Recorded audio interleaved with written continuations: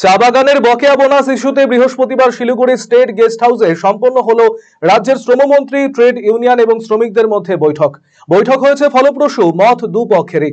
এদিন শ্রমমন্ত্রী মলয় ঘটকের উপস্থিতিতে পাহাড়ের 8টি ট্রেড ইউনিয়ন নেতৃত্ব বৈঠকে অংশগ্রহণ করেন। এদিনের বৈঠকে চা বাগানগুলির শ্রমিকদের ন্যূনতম মজুরি, জমির পাট্টা, বন্ধ বাগান নিয়ে আলোচনা হলেও মূলত আলোচনা হয় বকেয়া বোনাস নিয়ে। বৈঠক শেষে মন্ত্রী মলয় ঘটক বৈঠক নিয়ে সন্তোষ প্রকাশ করেন। তিনি বলেন, বকেয়া বোনাস নিয়ে ট্রেড ইউনিয়নগুলির সাথে গঠনমূলক বৈঠক হয়েছে। আগামী 9 তারিখের মধ্যে মালিক পক্ষের সাথে কলকাতায় আরো একটি বৈঠক হওয়ার কথা রয়েছে বলে জানিয়েছেন তিনি। আজকে আমরা, আপনি জানেন যে হিলসে বোনাস ইস্যু এখনো পেন্ডিং আছে।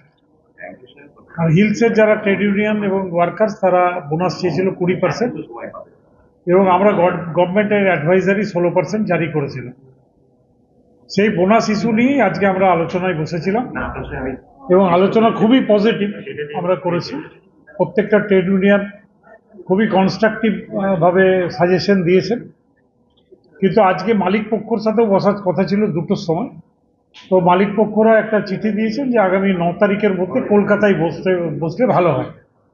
তো আমরা ট্রেড ইউনিয়নকে বলেছি যে আমরা মালিক পক্ষের সাথে বসি, মালিক পক্ষর ভার্সনটাও শুনি, শোনার পরে আমরা দুপক্ষ মিলে একসাথে আবার বসবো এখানে অ্যাজ আর্লি অ্যাজ পসিবল।